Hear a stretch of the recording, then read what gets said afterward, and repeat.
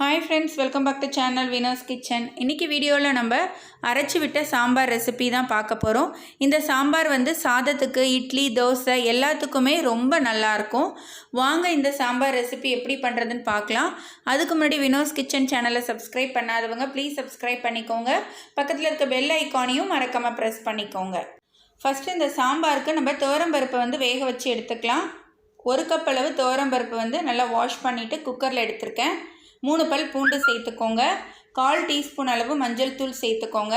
2 cup அளவு தண்ணி சேர்த்துக்கோங்க. மூடி போட்டு மூடி ஒரு 4லேருந்து 5 விசில் விட்டு எடுத்துக்கோங்க. பருப்பு வந்து வேகிறதுக்குள்ளே சாம்பாருக்கு தேவையான மசாலா வந்து வறுத்து அரைச்சிக்கலாம். பேனில் வந்து 2 டீஸ்பூன் அளவு தனியா சேர்த்துக்கோங்க.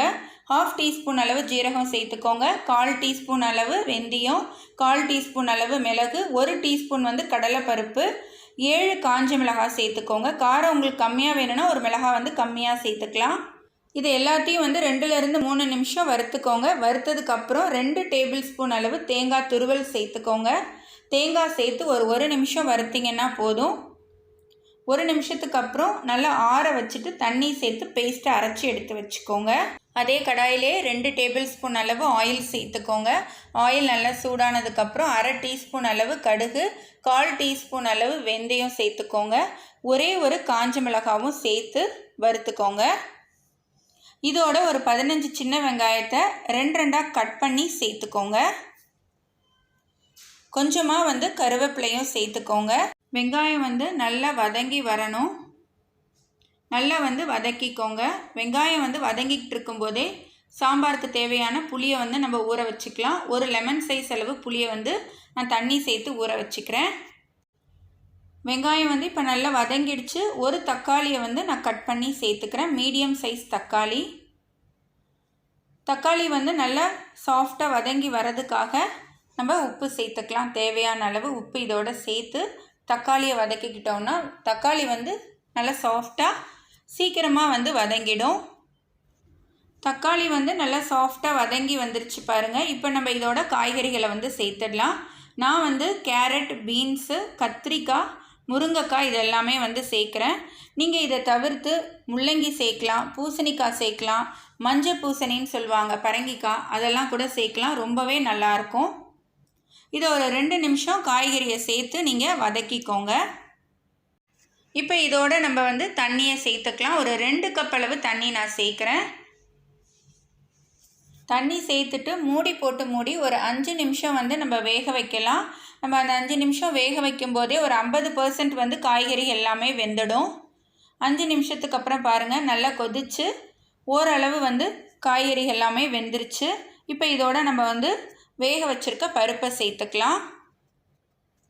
பருப்பை சேர்த்து நல்லா கலந்து விட்டு ஒரு 2லேருந்து 3 நிமிஷம் நம்ம நல்லா கொதிக்க விட்டுக்கலாம். இந்த மாதிரி நல்லா மிக்ஸ் பண்ணி விட்டுட்டு ஒரு 2லேருந்து 3 நிமிஷம் நல்லா கொதிக்க விடுங்க.